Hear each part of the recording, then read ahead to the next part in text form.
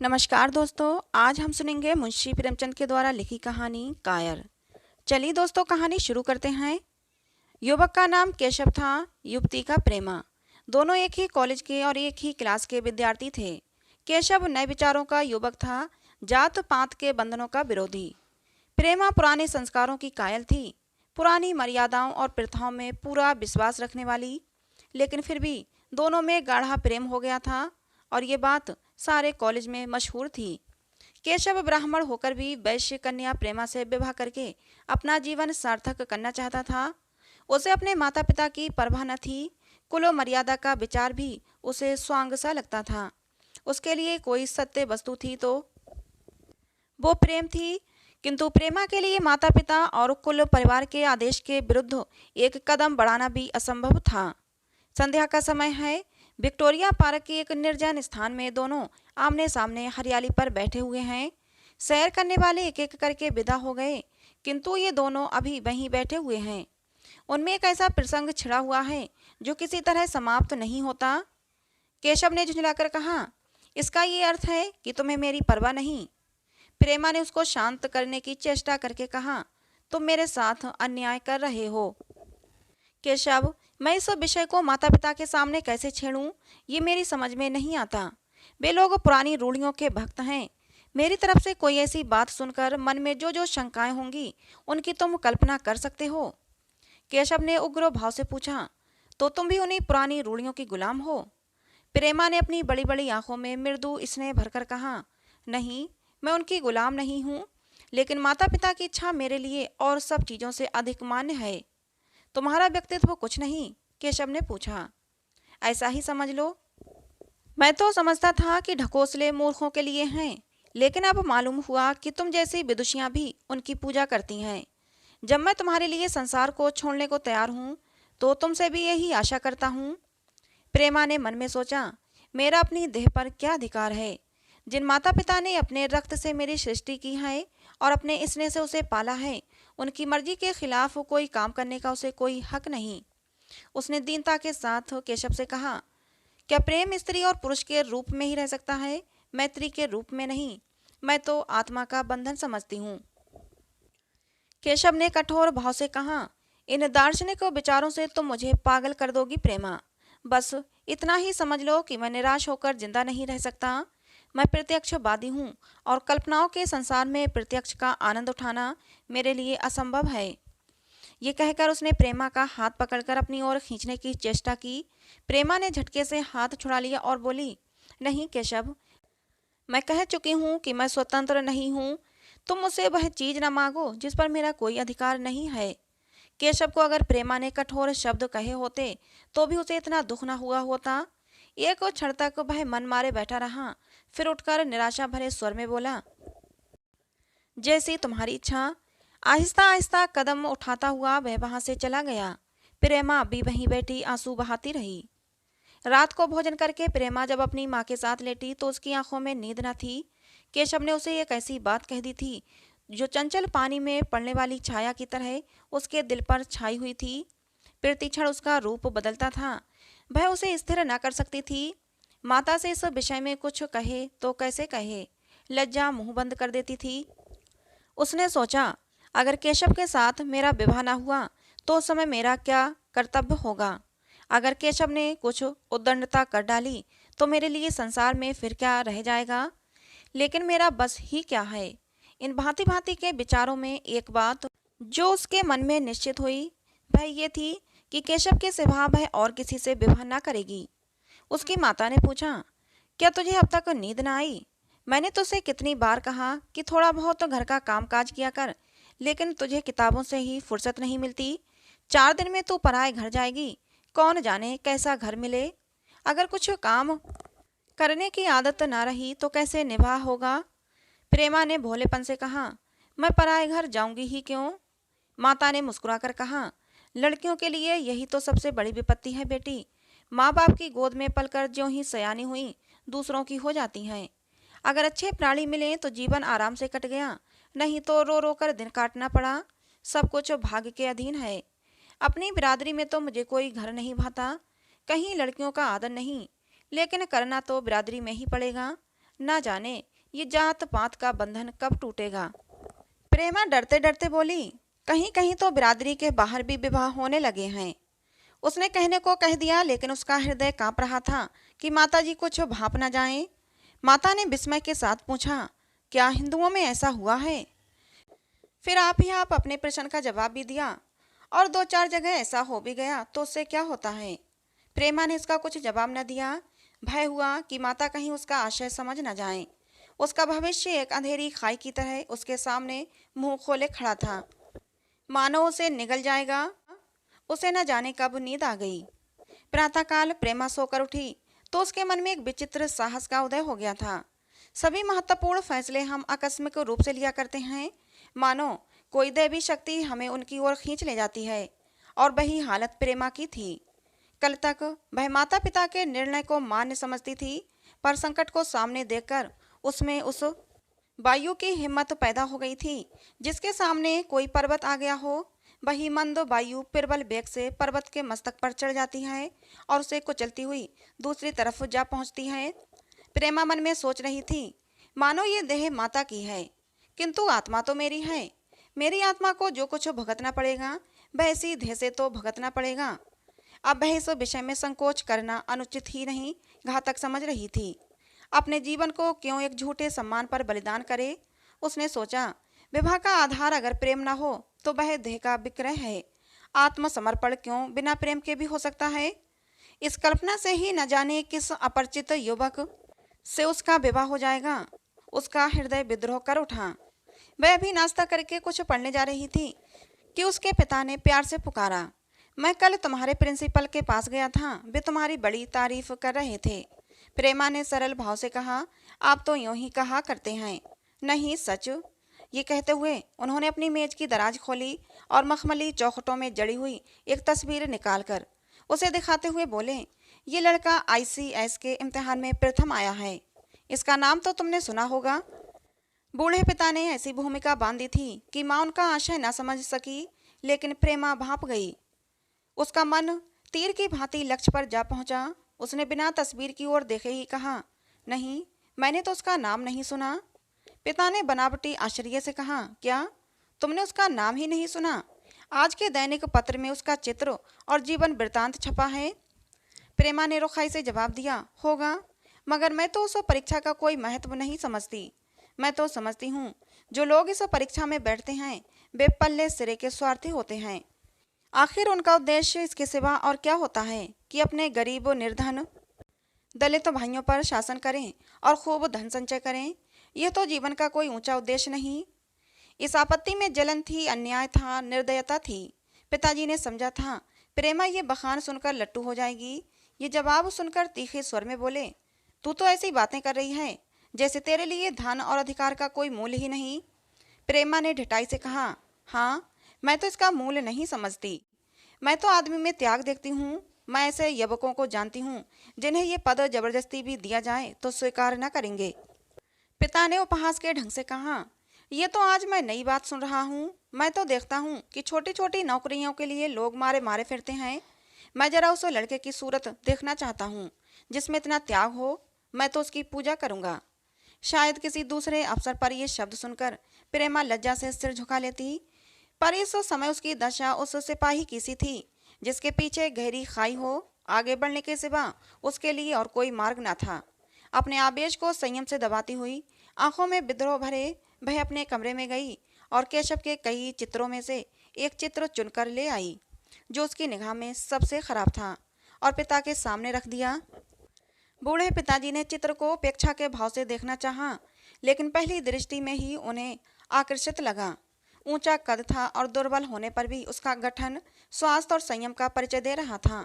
मुख पर प्रतिभा का तेज न था, पर विचारशीलता का कुछ ऐसा प्रतिबिंब था जो उसके मन में विश्वास पैदा करता था। उन्होंने उस चित्र की ओर देखते हुए पूछा, ये किसका चित्र है? प्रेमा ने संकोच से सिर झुकाकर कहा, यह मेरी ही क्लास में पढ़ते हैं। अपनी ही बिरादरी का है? प्रेमा के पिताजी ने पूछा। प्रेमा की मुख मुद्रा धूमिल हो गई। इसी प्रश्न के उत्तर पर उसकी किस्मत का फैसला होना था। उसके मन में पछतावा हुआ कि व्यर्थ में इस चित्र को यहाँ लाई। उसमें एक क्षण के लिए जो दृढ़ता आई थी, वह इस पहने प्रश्न के सामने कातर हो उठी। दबी हुई आवाज में बोली, जी नहीं, वह ब्राह्मण हैं। और ये कहने के साथ ही क्षुब्ध होकर कमरे से निकल गई, मानो यहाँ की वायु में उसका गला घुटा जा रहा हो, और दीवार की आड़ में होकर रोने लगी। लाला जी को तो पहले ऐसा क्रोध आया कि प्रेमा को बुलाकर साफ साफ कह दें कि यह संभव है। वे उसी गुस्से में दरवाजे तक आए, लेकिन प्रेमा को रोते देखकर नम्र हो गए। इस युवक के प्रति प्रेमा के मन में क्या भाव थे, ये उनसे छिपे न रह सके। वे स्त्री शिक्षा के पूरे समर्थक थे, लेकिन इसके साथ ही कुल मर्यादा की रक्षा करना भी चाहते थे। अपनी ही जाति के स्वयोग्य वर के लिए अपना सर्वस्व अर्पण कर सकते थे, लेकिन उस क्षेत्र के बाहर कुलीन से कुलीन और योग्य से योग्य वर की कल्पना भी उनके लिए असहाय थी। इससे बड़ा अपमान वे सोच ही न सकते थे। उन्होंने कठोर स्वर में कहा, आज से कॉलेज जाना बंद कर दो। अगर शिक्षा कुल मर्यादा को डुबाना ही सिखाती है तो ये कुशिक्षा है। प्रेमा ने कातर कंठ से कहा, परीक्षा तो समीप आ गई है। लाला जी ने दृढ़ता से कहा, आने दो, और फिर अपने कमरे में जाकर विचारों में डूब गए। 6 महीने गुजर गए। लाला जी ने घर में आकर पत्नी को एकांत में बुलाया और बोले, जहाँ तक मुझे मालूम है केशव बहुत ही सुशील और प्रतिभाशाली युवक है। मैं तो समझता हूँ प्रेमा इस शोक में घुल घुल कर प्राण दे देगी। तुमने भी समझाया, मैंने भी समझाया, दूसरों ने भी समझाया, पर उस पर कोई असर ही नहीं होता। ऐसी दशा में हमारे लिए और क्या उपाय है? उनकी पत्नी ने चिंतित भाव से कहा, कर तो दोगे, लेकिन रहोगे कहाँ? ना जाने कहाँ से ये कुलच्छनी मेरी कोख में आई। लाला जी ने भवें सिकोड़कर तिरस्कार के साथ कहा, यह तो 1000 दफा सुन चुका, लेकिन कुल मर्यादा के नाम को कहाँ तक रोएं? चिड़िया का पर खोलकर ये आशा करना कि वह तुम्हारे आंगन में ही फुदकती रहेगी भ्रम है। मैंने इस पर ठंडे दिल से विचार किया है और इस नतीजे पर पहुंचा हूं कि हमें इस आपधर्म को स्वीकार कर लेना ही चाहिए। कुल मर्यादा के नाम पर मैं प्रेमा की हत्या नहीं कर सकता। दुनिया हंसती है, हंसे, मगर वह जमाना बहुत जल्द आने वाला है जब ये सभी बंधन टूट जाएंगे। आज भी सैकड़ों विवाह जात पात के बंधनों को तोड़कर हो चुके हैं। अगर विवाह का उद्देश्य स्त्री और पुरुष का सुखमय जीवन है तो हम प्रेमा की उपेक्षा नहीं कर सकते। वृद्धा ने क्षुब्ध होकर कहा, जब तुम्हारी यही इच्छा है तो मुझसे क्या पूछते हैं? लेकिन मैं कह देती हूँ कि मैं इस विवाह के नज़दीक न जाऊंगी, न कभी इस छोकरी का मुंह देखूंगी। समझ लूंगी जैसे और सब लड़के मर गए वैसे ये भी मर गई। तो फिर आखिर तुम करने को क्या कहती हो? क्यों नहीं उसे लड़के से विवाह कर देते? उसमें बुराई क्या है? वह 2 साल में सिविल सर्विस पास करके आ जाएगा। और केशव के पास क्या रखा है? बहुत होगा, किसी दफ्तर में क्लर्क हो जाएगा। और अगर प्रेमा प्राण हत्या कर ले तो कर ले, तुम तो उसे और शह देते हो। जब उसे हमारी परवाह नहीं तो हम उसके लिए अपने नाम को क्यों कलंकित करें? प्राण हत्या करना कोई खेल नहीं, ये सब धमकी है। मन घोड़ा है, जब तक उसे लगाम न दो पुठ पर हाथ भी नहीं रखने देगा। जब उसके मन का ये हाल है तो कौन कहे केशव के साथ ही जिंदगी भर निभा करेगी। जिस तरह आज उससे प्रेम है उसी तरह कल दूसरे से भी हो सकता है। तो क्या पत्ते पर अपना मांस बिकवाना चाहते हो? लाला जी ने स्त्री को प्रश्न सूचक दृष्टि से देखकर कहा, और अगर वह कल खुद जाकर केशव से विवाह कर ले तो तुम क्या कर लोगी? फिर तुम्हारी कितनी इज्जत रह जाएगी?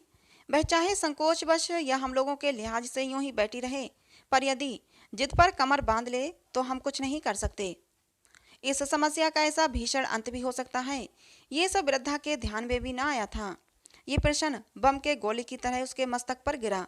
एक क्षण तक वह अब आंख बैठी रह गई, मानो इस आघात ने उसकी बुद्धि की धज्जियां उड़ा दी हों।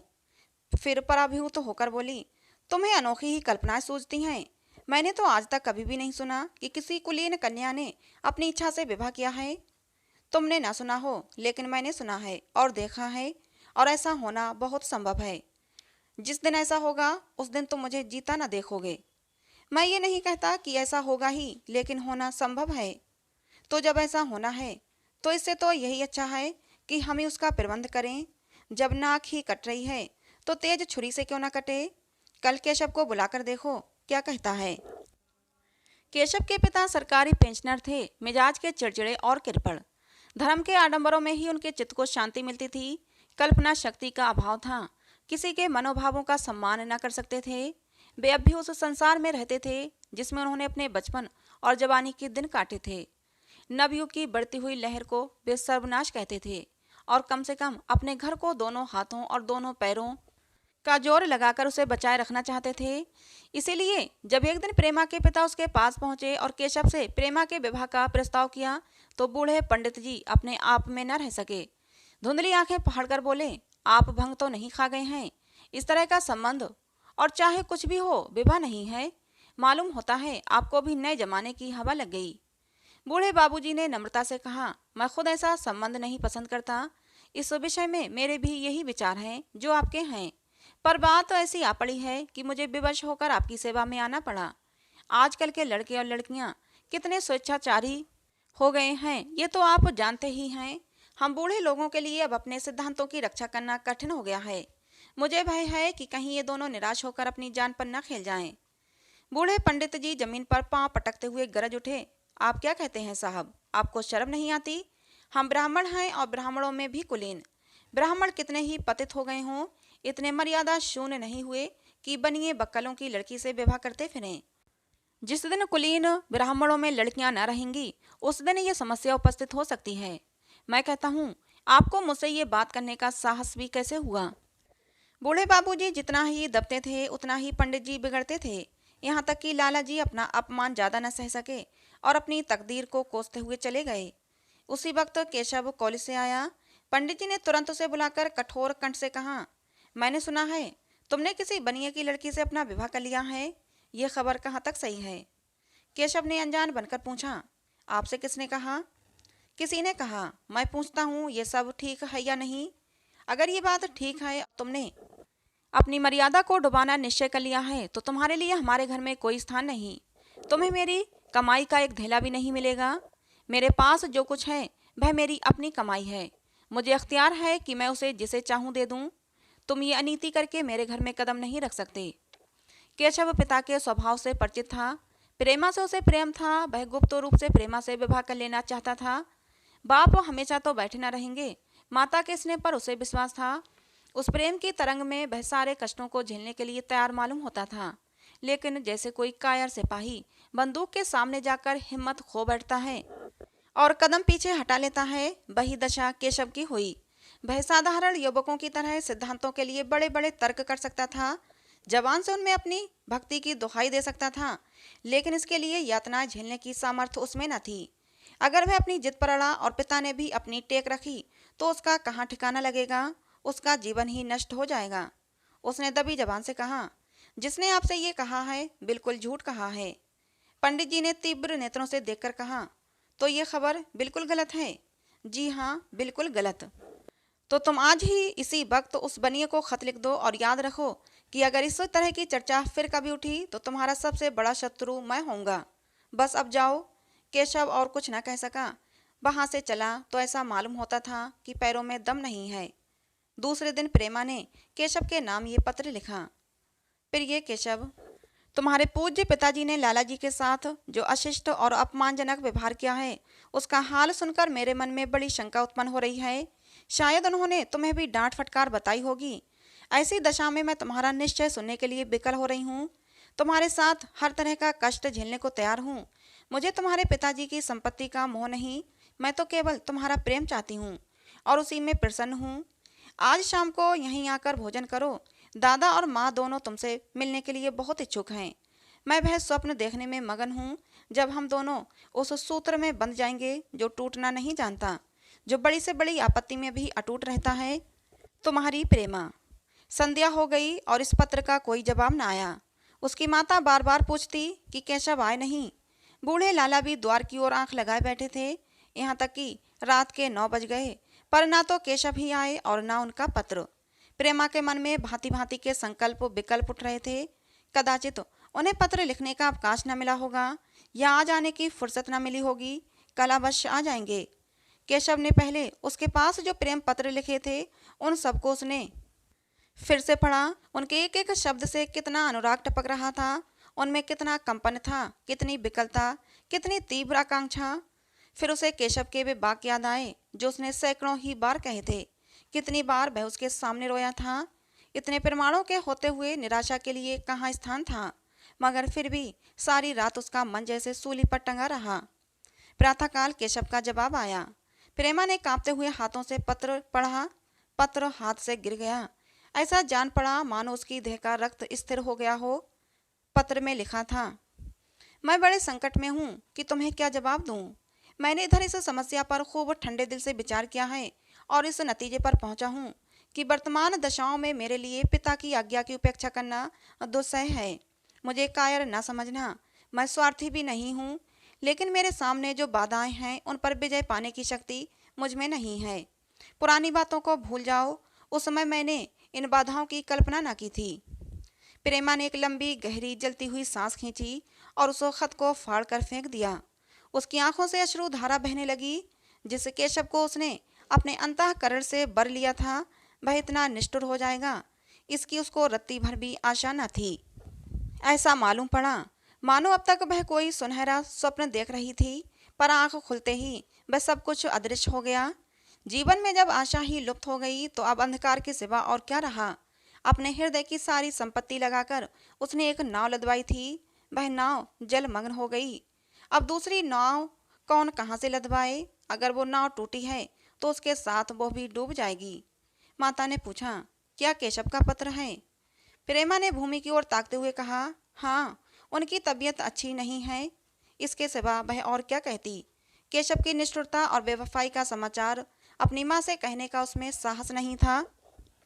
दिन भर वह काम धंधों में लगी रही, मानो उसे कोई चिंता ही नहीं है। रात को उसने सबको भोजन कराया, खुद भी भोजन किया और बड़ी देर हारमोनियम पर गाती रही। मगर सवेरा हुआ तो उसके कमरे में उसकी लाश पड़ी हुई थी। प्रभात की सुनहरी किरणें उसके पीले मुख को जीवन की आभा प्रदान कर रही थीं। तो दोस्तों, ये कहानी थी मुंशी प्रेमचंद के द्वारा लिखी, जिसका नाम था कायर। कहानी आपको कैसी लगी जरूर बताना। कहानी पसंद आई हो तो प्लीज़ लाइक करें। ऐसे ही और कहानियों के लिए हमारे चैनल से जुड़े रहें। कहानी को अंत तक सुनने के लिए आप लोगों का बहुत बहुत धन्यवाद। मिलते हैं दोस्तों अगली किसी नई कहानी में।